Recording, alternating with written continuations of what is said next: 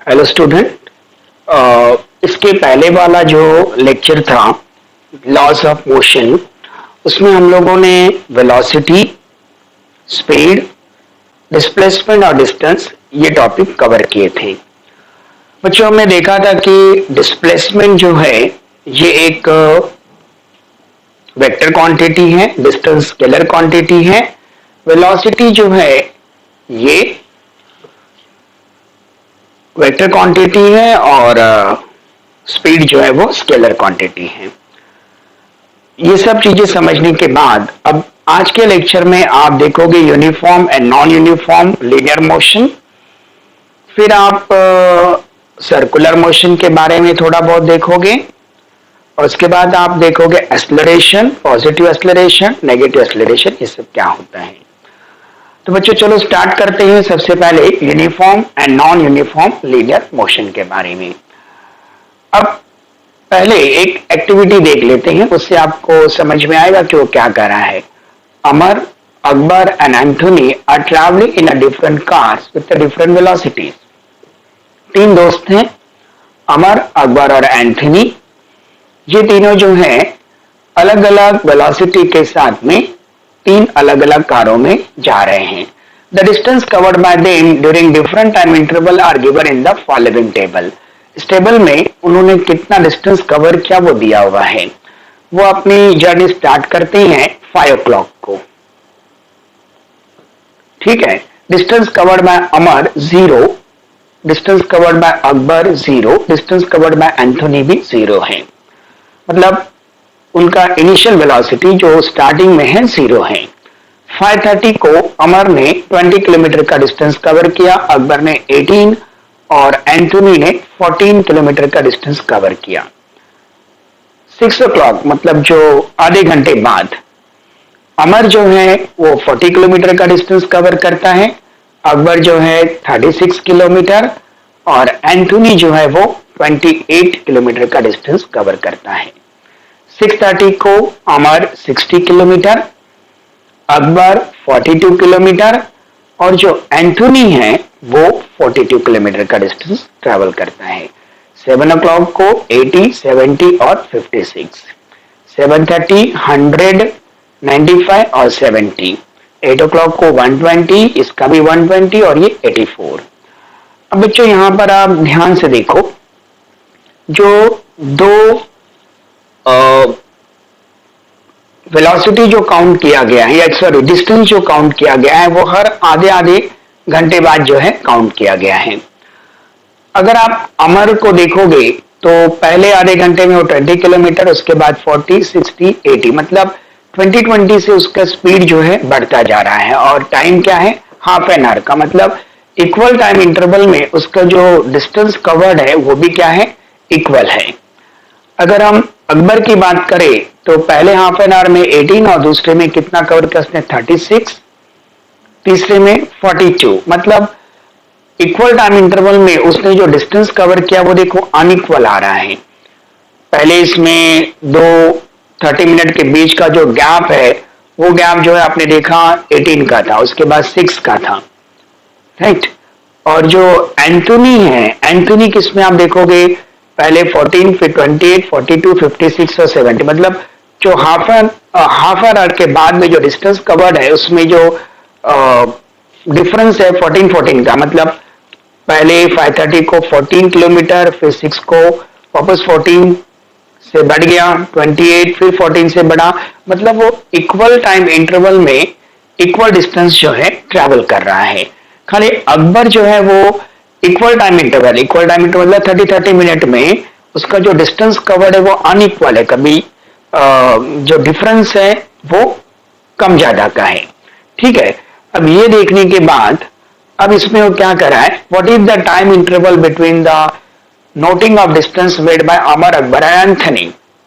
क्या time interval है, हम हाफ एन आवर के बाद डिस्टेंस मेजर कर, मतलब 30 minute. Who has covered equal distance and equal time interval, who has covered equal distances in equal time interval. तो किसने जो है इक्वल डिस्टेंस कवर किया इक्वल टाइम इंटरवल में, तो किसने किसने कवर किया है, अमर ने कवर किया है और एंथोनी ने कवर किया है। देखो 5 से 5:30 20 किलोमीटर, फिर 6 o'clock 40, 20 का गैप है, यहाँ पे 14 14 14 14 का गैप है। मतलब अमर और एंथनी जो है दोनों जन इक्वल टाइम इंटरवल में इक्वल डिस्टेंस जो है कवर कर रहे हैं। Are all the distance covered by Akbar in the fix time interval is the same? Are all the distance covered by Akbar in the fix time interval, हाँ अकबर ने जो fix time interval में distance cover किया क्या same है? क्या same है।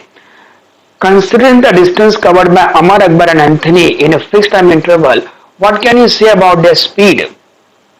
अब यहाँ पे स्पीड के बारे में क्या करोगे? अगर वो एक ही डायरेक्शन में जा रहे हैं तो अमर और एंथनी का स्पीड जो है वो सेम है और अकबर का स्पीड जो है वो कम ज्यादा हो रहा है।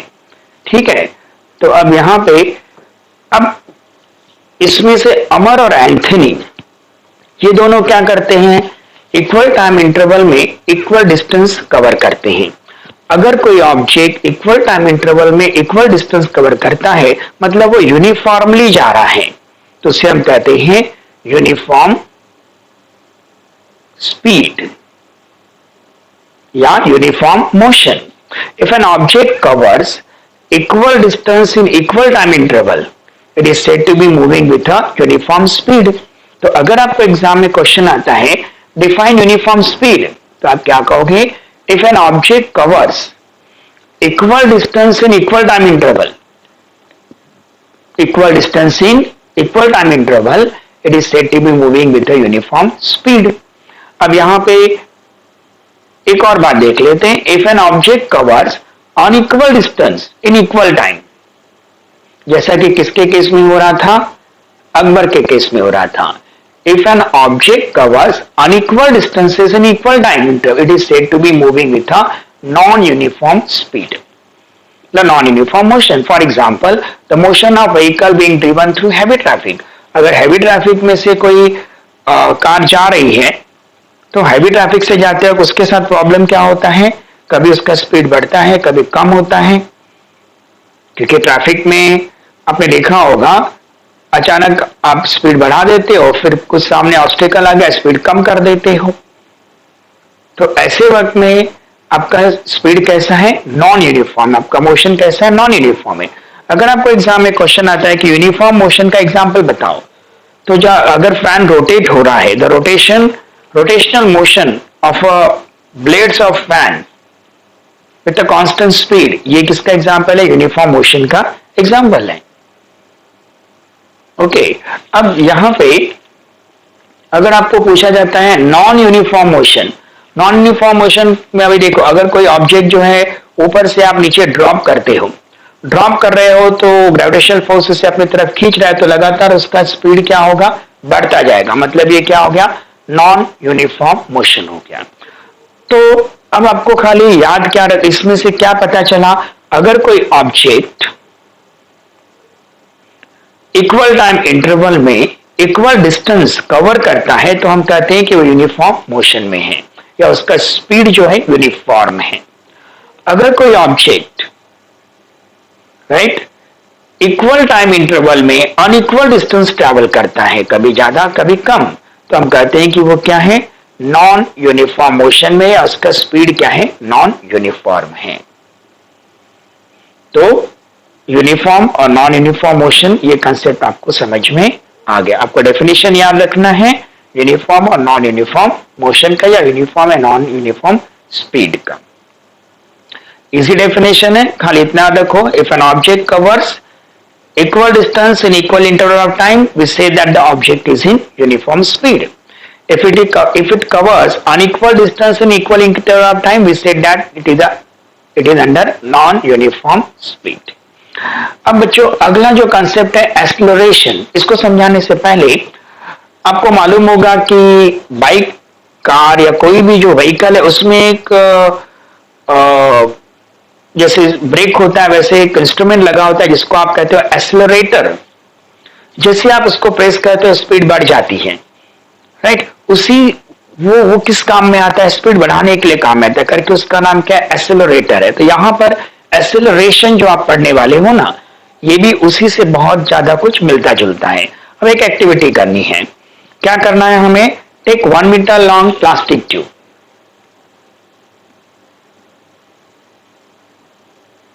चलिए एक्सेलरेशन के कंसेप्ट पे आते हैं, ये बहुत आगे चला गया। इसको मूव करते हैं, फ्यू सेकेंड्स रुको, बहुत आगे के लेसन्स आ गए, ये सब भी हम आगे पढ़ने वाले हैं। ओके यस, बहुत ही इंटरेस्टिंग है आपका साइंस, बहुत मजा आने वाला आप लोगों को साइंस पढ़ते वक्त, क्योंकि सब लेसन जो है वो बहुत ही इंटरेस्टिंग वे से बनाए गए हैं। ओके तो ओके अभी भी मूव हो रहा है, ठीक है ठीक है ठीक है। ओहो बहुत आगे चले गए हम लोग।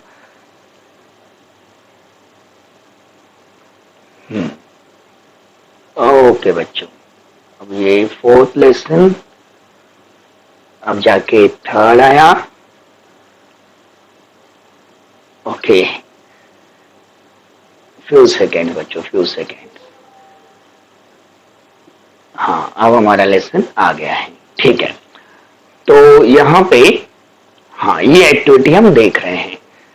Take 1 metre long plastic tube, cut it lengthwise into 2 whole. जैसे एक बांस होता है ना, वैसे एक प्लास्टिक ट्यूब आपको लेना, उसको 2 पार्ट में कट कर देना। तो ये आप देख रहे हो ना, ये जो यहाँ पे फिगर में दिखाया गया है, ये उसका हाफ कट पार्ट है। Take one of the channel shape piece, वो जो 2 टुकड़े के उसमें से एक पीस आपको लेना है।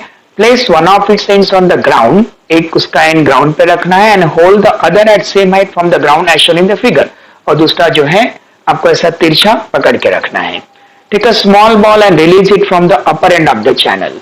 एक स्मॉल बॉल लो और उसको अपर एंड से रिलीज करो। Observe the velocity of the ball as it roll down along the channel. उसकी वेलोसिटी देखो, आप देखोगे स्टार्टिंग वेलोसिटी कम रहेगी, फिर अचानक बढ़ते बढ़ते बढ़ते बहुत तेजी से बढ़ जाती है। Observe how the velocity changes as it moves from the top to the middle and to the bottom. तो पहले क्या होगा, वेलोसिटी कम रहेगा, मिडिल में बढ़ेगा, और एंड में आते आते वेलोसिटी बहुत बढ़ जाता है। मतलब वेलोसिटी क्या हो रहा है, लगातार चेंज हो रहा है। आप बहुत बार पार्क में गए रहोगे, वहां पे जो स्लाइड्स लगी रहती हैं, उसमें आप बचपन में कभी न कभी तो खेले रहोगे। अब देखोगे जब आप स्लाइड चालू करते हो ना, तो आपका स्पीड कम रहता है, बीच में याद करके बढ़ जाता है, और अचानक नीचे आते आते आपका स्पीड बहुत बढ़ जाता है। मतलब वेलोसिटी क्या हो रहा है, लगातार चेंज हो रहा है। तो देखो क्या करा है, you must have all played on a slide in a park. You know that while sliding down the velocity is less at the top. Starting में 0 था, it increases in the middle में अचानक बढ़ जाता है, बिकम 0 टुवर्ड द एंड, और अंत में आप आकर के रुक जाते हो। यानी एंड में फिर से क्या हो रहा है, एंड में फिर से क्या हो जाता है, आपका वेलोसिटी 0 हो जाता है। तो ये जो वेलोसिटी लगातार चेंज हो रहा है, इसका जो रेट है, याद रखो बच्चों, जब भी आपको रेट वर्ड बोलेगा तो ज्यादातर आप टाइम से डिवाइड करते हो। जैसे वेलोसिटी इज इक्वल टू क्या होता है, distance, rate of change of displacement is called velocity. तो डिस्प्लेसमेंट को आपने टाइम से डिवाइड किया तो क्या मिल जाता है, वेलोसिटी मिल जाता है। तो यहाँ पे एक्सेलरेशन क्या होता है, the rate of change of velocity. मतलब वेलोसिटी में जो टाइम के अकॉर्डिंग, इक्वल टाइम इंटरवल के अकॉर्डिंग जो चेंज आता है, उसको आप क्या कहते हो, एक्सेलरेशन कहते हो। तो एक्सेलरेशन का फॉर्मूला क्या होगा, इसमें चेंज इन वेलोसिटी है, तो एक्सेलरेशन क्या आएगा, acceleration is equal to change in velocity upon time. क्या फॉर्मूला याद रखोगे आप, acceleration is equal to change in velocity upon time. Okay, ये फॉर्मूला आपको याद रखना है। अब यहां पे if the initial velocity is u, देखो इंग्लिश अल्फाबेट में पहले u आता है और फिर v आता है। तो शुरुआत का जो वेलोसिटी होता है, इनिशियल वेलोसिटी, हमेशा इसको किससे दिखाओ, u से दिखाओ। टाइम को हम किससे दिखा रहे हैं, t से दिखा रहे हैं। It changes to the final velocity. मतलब कोई एक ऑब्जेक्ट है, पहले उसकी वेलोसिटी 10 थी, 5 मिनट के बाद एक्सीलरेटर दबाया गया और उसकी वेलोसिटी जो है 5 मिनट के बाद 20 हो गई। तो u कितना हो गया, 10 हो गया। 5 मिनट के बाद में तो t कितना हो गया, 5 हो गया, और 20 क्या हो गया, v हो गया, फाइनल वेलोसिटी हो गया। तो यहां पे वो कह रहा है कि if the initial velocity is u, time is t, और in time t changes to the final velocity v, तो एक्सेलरेशन क्या होता है, change in velocity. Change in velocity मतलब पहले जो वेलोसिटी 10 थी, बाद में 20 हो गई, तो वेलोसिटी में चेंज कितना का आ गया, 20 माइनस 10, 10 का आ गया। तो यहाँ पे फॉर्मूले में हम क्या लिखेंगे, एक्सेलरेशन। एक्सेलरेशन को हम डिनोट करते हैं स्मॉल a से, कौन से लेटर से, स्मॉल a से। तो एक्सेलरेशन क्या आ गया, final velocity minus initial velocity upon time. समझे बच्चों, एक्सीलरेशन का फॉर्मूला क्या हो गया, change in velocity upon time है ना।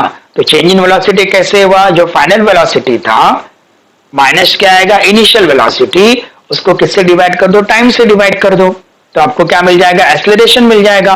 मतलब एक्सीलरेशन को therefore a is equal to क्या आएगा, v minus u upon t. v क्या है, फाइनल वेलोसिटी है, u क्या है, इनिशियल वेलोसिटी। तो v माइनस यू क्या हो गया, चेंज इन वेलोसिटी हो गया, उसको मैंने किससे डिवाइड किया, टाइम से डिवाइड किया। तो a इज इक्वल टू क्या मिला मुझे, v minus u upon T. Right, अब आगे बढ़ते हैं। If the velocity of an object changes during a certain time period, then it is said to have acceleration, then it is said to have a accelerated motion. If the velocity in object changes during a certain time period, मतलब एक certain 5-5 minute के बाद अगर उसका velocity जो है बदलते जा रहा है, तो हम क्या कहेंगे, वो ऑब्जेक्ट क्या है, एक्सेलरेशन में है। गाड़ी चल रही है, एक्सेलरेटर दबाया तो अचानक उसका क्या होगा, स्पीड बढ़ेगा ना, स्पीड बढ़ेगा मतलब उसमें क्या आ गया, एक्सेलरेशन आ गया, वेलोसिटी बढ़ गया। तो an object in motion can have two type of acceleration। हाँ, ये acceleration भी दो टाइप का है। अब इसको ऐसे समझते हैं, ट्रेन जो है जब स्टार्ट होती है तो उसका इनिशियल वेलोसिटी क्या होता है, जीरो होता है। धीरे ऐसा होता है कि स्टार्ट होती है अचानक वो स्पीड पकड़ लेती नहीं, धीरे धीरे धीरे धीरे धीरे धीरे उसका वेलोसिटी क्या होता है, बढ़ता जाता है। राइट, अब अगर मान लो ऐसा है कि इक्वल टाइम इंटरवल में अगर इक्वल वेलोसिटी चेंज हो रहा है तो हम कहते हैं यूनिफॉर्म एक्सेलरेशन। जैसे यूनिफॉर्म मोशन था ना, वैसे ये क्या रहेगा, यूनिफॉर्म एक्सेलरेशन। अगर वेलोसिटी इक्वल टाइम इंटरवल में अनइक्वल चेंज हो रहा है, पहले 5 मिनट में 10 किलोमीटर पर आवर के स्पीड से चला और अगले 5 मिनट में जो वेलोसिटी की चेंज थी वो 30 हो गई, मतलब इक्वल टाइम इंटरवल में क्या हो रहा है, अनइक्वल वेलोसिटी चेंज, हम कहते हैं नॉन यूनिफॉर्म एक्सेलरेशन। तो एक्सेलरेशन जो है ये किसी ऑब्जेक्ट का जो मोशन है इसमें दो टाइप का एक्सेलरेशन हो सकता है, एक होगा यूनिफॉर्म एक्सेलरेशन और दूसरा क्या होगा, नॉन यूनिफॉर्म। जैसे वहां पे इक्वल टाइम में इक्वल डिस्टेंस कवर कर रहा था तो यूनिफॉर्म स्पीड हो गया, राइट। फिर इक्वल टाइम में अनइक्वल डिस्टेंस कवर कर रहा था तो क्या हो गया, नॉन यूनिफॉर्म स्पीड हो गया। वैसे यहां पर क्या होगा, यूनिफॉर्म एक्सेलरेशन और क्या रहेगा, नॉन यूनिफॉर्म, जैसे वो वैसे ही है। इसमें क्या रखोगे, if the velocity changes y equal amount in equal time interval, if the velocity changes by equal amount in equal time interval, the object is said to be in a uniform acceleration। याद रहेगा, what is uniform acceleration, if velocity changes by equal amounts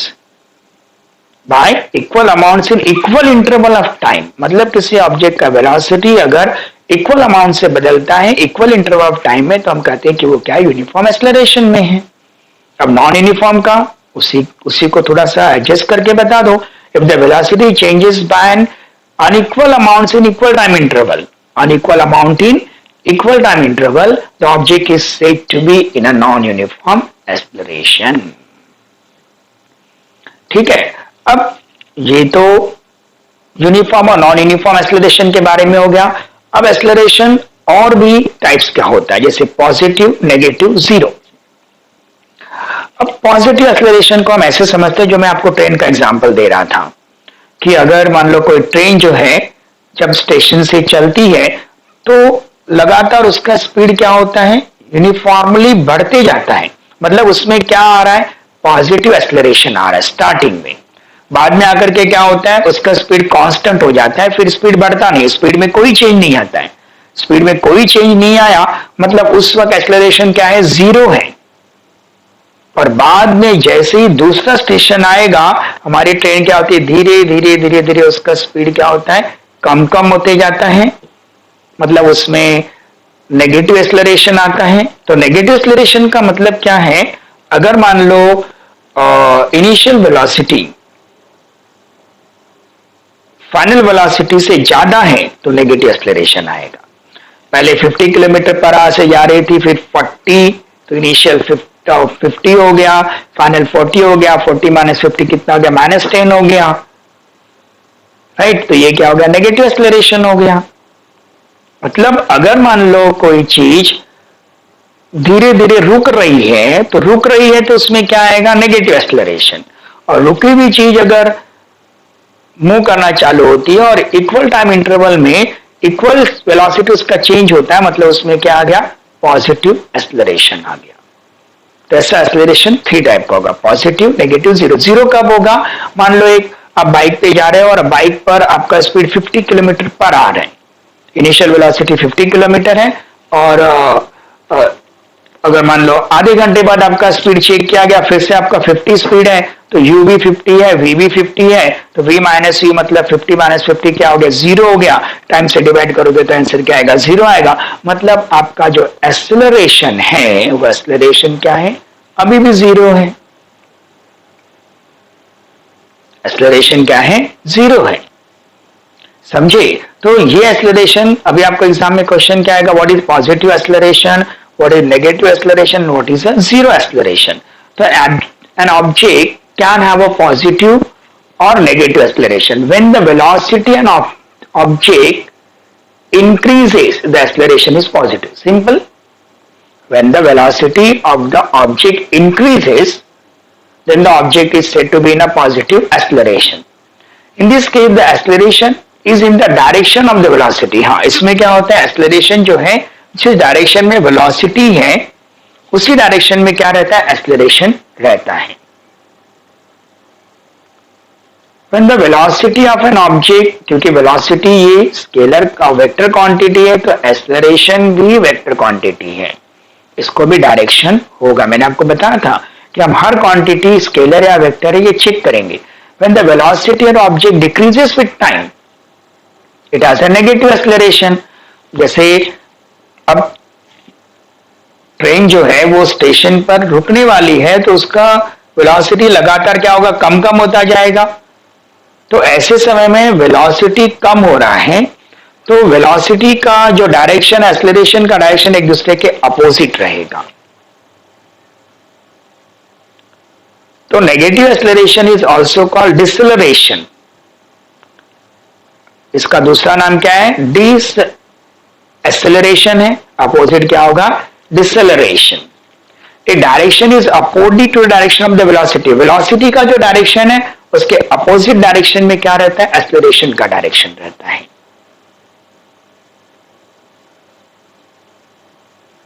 A direction is opposite direction of the velocity, क्योंकि negative हुआ ना, initial minus क्या हुआ, final. Final velocity minus क्या होगा, initial velocity. Final velocity क्या था, 40 था, सॉरी इनिशियल वेलोसिटी क्या था, 40 था, उसके बाद कितना हुआ, 30 हुआ। फाइनल वेलोसिटी क्या हुआ, 30 हुआ। 30 में से 40 माइनस किया तो क्या आएगा, -10 आएगा। माइनस से मतलब इसका डायरेक्शन क्या होगा, वेलोसिटी इस तरफ जा रहा है, तो एक्सेलरेशन क्या होगा, उसके अपोजिट डायरेक्शन में जाएगा, क्योंकि ये वेक्टर क्वांटिटी है। If the velocity of the object does not change with time, मैंने आपको बताया कि आप बाइक से जा रहे हो और 50 किलोमीटर पर आवर के स्पीड से जा रहे हो, एक घंटे बाद फिर आपका स्पीड चेक किया, फिर से कितना मिला, 50 किलोमीटर मिला, तो आपका वेलोसिटी चेंज हो रहा है क्या, नहीं हो रहा है। आपका स्पीड कैसा है, कांस्टेंट है। अगर स्पीड कांस्टेंट है, स्पीड चेंज नहीं हो रहा है, तो इनिशियल वेलोसिटी और फाइनल वेलोसिटी अगर सेम है, तो बच्चों एक्सेलरेशन क्या होगा, जीरो होगा। It has a zero acceleration. तो ये बात आपको समझ में आ गई कि यूनिफॉर्म, नॉन यूनिफॉर्म एक्सेलरेशन के अलावा एक्सेलरेशन और कितने टाइप का होगा, पॉजिटिव, नेगेटिव और जीरो। पॉजिटिव कब होगा, जब आप इक्वल टाइम, पॉजिटिव कब होगा, जब कोई ऑब्जेक्ट जो है ये इसका स्पीड वेलोसिटी लगातार बढ़ रहा है, इक्वल टाइम इंटरवल में इक्वल वेलोसिटी बढ़ रहा है, तो क्या होगा, पॉजिटिव। नेगेटिव कब होगा, जब इसका वेलोसिटी क्या हो रहा है, कम हो रहा है। पॉजिटिव एक्सेलरेशन में एक्सेलरेशन का डायरेक्शन और वेलोसिटी का डायरेक्शन सेम रहता है। नेगेटिव एक्सेलरेशन में क्या होता है, जब कोई चीज रुकने के लिए आती है, मतलब उसका वेलोसिटी लगातार कम होते रहता है, तब उसमें क्या आता है, नेगेटिव एक्सेलरेशन आता है। जब आप ब्रेक अप्लाई करते हो, ब्रेक अप्लाई करते हो, ब्रेक अप्लाई करने पर धीरे धीरे क्या गाड़ी तुरंत रुकती नहीं, धीरे धीरे धीरे धीरे जाके रुकती है, तो ऐसे वक्त में उसमें क्या हो गया, नेगेटिव एक्सेलरेशन हुआ। आप ब्रेक अप्लाई करते हो मतलब नेगेटिव डायरेक्शन में उसे रोकने का कोशिश करते हो। गाड़ी जो है वो तो आगे जाना चाहती है मगर ब्रेक उसको अप्लाई करके क्या करता है, रोकने की या पीछे धकेलने की कोशिश करता है। इसलिए उस वक्त एक्सेलरेशन क्या होता है, वेलोसिटी के अपोजिट डायरेक्शन में होता है, नेगेटिव एक्सेलरेशन में। और जीरो एक्सेलरेशन, अगर कोई चीज कांस्टेंट स्पीड से जा रही है तो उसमें क्या होगा, जीरो एक्सेलरेशन होगा। तो बहुत सिंपल है, इसे याद रखना, पॉजिटिव एक्सेलरेशन, नेगेटिव एक्सेलरेशन और उसके बाद क्या याद रखना आपको, जीरो एक्सेलरेशन। अब ये होने के बाद एक बहुत ही, अब इसके बाद हम जो है ना कुछ ग्राफ का स्टडी करने वाले हैं और उसके बाद फिर हम जो लॉज ऑफ मोशन है इसमें हम 3 मोशन के इक्वेशंस देखेंगे जिसको हम ग्राफिकल मेथड से डिराइव करने वाले हैं। अब distance time graph for uniform motion. अब यहां पे क्या किया गया, अब ध्यान से देख लो। टाइम जो है 0 सेकेंड है, डिस्टेंस 0 है। टाइम 10 सेकेंड हुआ तो डिस्टेंस कितना हुआ, 15 हुआ। टाइम 20 तो डिस्टेंस 30। मतलब जैसे जैसे टाइम बढ़ रहा है वैसे वैसे डिस्टेंस बढ़ रहा है। और टाइम इंटरवल क्या है, 10 सेकेंड्स का है। और डिस्टेंस का इंटरवल क्या आ रहा है, 15 का आ रहा है। मतलब यहां पे पढ़ते हैं, the following table show the distance covered by car in a fix time interval. Draw graph of distance against time taking time along the x axis. तो x axis के along हमने क्या लिया है, टाइम लिया है। और y axis के along क्या लिया हमने, डिस्टेंस लिया है, distance along the y axis। तो 0, अब यहां पे जब आप एक ग्राफ प्लॉट करोगे, आप खुद भी घर पे ग्राफ प्लॉट करके देखो, 0 पॉइंट यहां पर आ गया, फिर 10 और 15 पॉइंट, आपको इसका ग्राफ एक स्ट्रेट लाइन मिलेगा। ग्राफ क्या मिलेगा, स्ट्रेट लाइन। मतलब अब यहां पे अगर आपको डिस्टेंस, अगर कोई ऑब्जेक्ट इक्वल टाइम इंटरवल में इक्वल डिस्टेंस कवर कर रहा है तो उसका जो ग्राफ बनाओगे तो ग्राफ कैसा होगा, स्ट्रेट लाइन होगा। और ये कैसा मोशन हो गया, ये कैसा वेलोसिटी हो गया, या ये कैसा स्पीड हो गया, यूनिफॉर्म स्पीड हो गया। तो यूनिफॉर्म स्पीड का ग्राफ क्या होता है, स्ट्रेट लाइन होता है। ये ब्लैंक में आएगा आपको, what is the nature of the graph of a uniform speed, तो कैसा होगा, straight line. An object in uniform motion covers equal distance and equal time interval, thus the graph between distance and time is a straight line. ये blank के form में याद रखना, समझ में आना। Object in uniform motion covers equal distance in equal time interval और इसका ग्राफ क्या होगा, straight line. In the distance time graph above what does the slope of the straight line indicate. अभी बच्चों स्लोप जो होता है ना, ये होता है y अपॉन x। स्लोप क्या होता है, y अपॉन x। चलो हम ग्राफ में वापस चलते हैं। y एक्सिस पे क्या है, डिस्टेंस है, और x एक्सिस पे क्या है, टाइम है। तो y अपॉन x मतलब क्या गया, डिस्टेंस अपॉन टाइम। बताओ डिस्टेंस अपॉन टाइम क्या होता है, डिस्टेंस अपॉन टाइम स्पीड होता है, हमने पढ़ा हुआ है। तो स्लोप क्या होता है, y अपॉन क्या होता है, x। तो ये ग्राफ में ये जो क्वेश्चन है, use your brain power, in the distance time graph above what does the slope of a straight line indicate. The slope of a straight line indicate the speed of the object. क्यों, क्योंकि slope क्या होगा, y upon x। y पे क्या है, distance है, और x पे क्या है, टाइम है। तो स्लोप इज इक्वल टू क्या आ गया, याद रखना स्लोप एक फॉर्मूला होता है। स्लोप इज इक्वल टू, जब मैं आपको ग्राफिकल मेथड ब्लैक बोर्ड पे समझाऊंगा तो फिर से एक बार मैं आपको स्लोप के बारे में बताऊंगा। स्लोप फिलहाल आप इतना याद रखो, स्लोप इज इक्वल टू क्या था, y अपॉन x। y क्या है, डिस्टेंस, और x क्या है, टाइम। x एक्सिस पे टाइम है, y एक्सिस पे डिस्टेंस है। तो डिस्टेंस अपॉन टाइम क्या हो गया, स्पीड हो गया। अब यहाँ पे इसका स्लोप क्या होगा, स्पीड होगा। और अगर मैं यहाँ पे 15 अपॉन 10 करूँ तो कितना आएगा, 1.5 आएगा। डिस्टेंस अपॉन टाइम, स्पीड कितना होगा, 1.5। 30 अपॉन 20 करूँ तो फिर से 1.5 आएगा। 45 अपॉन 30 करूँ तो क्या आएगा, 1.5। में ये चार्ट की बात कर रहा हूँ, ये जो चार्ट है ना इसकी बात कर रहा हूँ। यहाँ पे डिस्टेंस क्या है, 15 अपॉन 10 करो तो 1.5, 30 अपॉन 20 करो तो 1.5, 45 अपॉन 30 करो तो 1.5, 60 अपॉन 40 करो तो भी 1.5, 75 अपॉन 50 करो तो भी 1.5, क्योंकि यूनिफॉर्म स्पीड है। तो इसका स्लोप क्या बताएगा, यूनिफॉर्म स्पीड को बताएगा। In the distance time graph above what does the slope of the straight line indicate, तो क्या आंसर आएगा, slope of the straight line indicate the speed of the object, और यहाँ पे कितना स्पीड है 1.5। ठीक है, तो अब distance time graph for non uniform motion, पहले वाला हमने किसके लिए देखा, यूनिफॉर्म मोशन के लिए देखा, और हम किसके लिए देख रहे हैं, नॉन यूनिफॉर्म मोशन के लिए। अब नॉन यूनिफॉर्म मोशन में क्या होगा, कभी ऑब्जेक्ट इक्वल टाइम इंटरवल में ज्यादा जाएगा, कभी कम, कभी ज्यादा, कम कम। तो जब इसका ग्राफ बनाओगे तो ये ग्राफ जो स्ट्रेट लाइन आपको नहीं मिलेगा, ये ग्राफ आपको टेढ़ा मेढ़ा मिलेगा। तो देखो यहाँ पर the following table shows distance covered bye बस इन इक्वल टाइम इंटरवल। अब देखते हैं टेबल में क्या कह रहा है, 0 सेकेंड में 0 डिस्टेंस, 5 सेकेंड में 7, अगले 5 सेकेंड में 12, 5 का डिफरेंस 5 मीटर का, अगले 5 सेकेंड में 20, अगले 5 सेकेंड में 30, मतलब टाइम इक्वल टाइम इंटरवल में डिस्टेंस कैसा है, अनइक्वल है। तो बच्चों यहाँ पे आपके टेक्स्ट बुक में ये सारे पॉइंट आप ग्राफ पे प्लॉट करोगे तो आपको स्ट्रेट लाइन नहीं मिलेगा, सर टेढ़ा मेढ़ा लाइन मिलेगा। तो आपको इसका ग्राफ जो स्ट्रेट लाइन ने आपको ब्लैंक पेज दिया ना, आप वहां पे ग्राफ एक बार बना के देख लेना। एक्स एक्सिस पे आप क्या लोगे, टाइम, और वाई एक्सिस पे क्या लोगे, डिस्टेंस लोगे। Here the distance change non uniformly with time, thus the bus is having a non-uniform motion। तो ऐसे वक्त में बस में कौन सा मोशन है, नॉन यूनिफॉर्म मोशन है।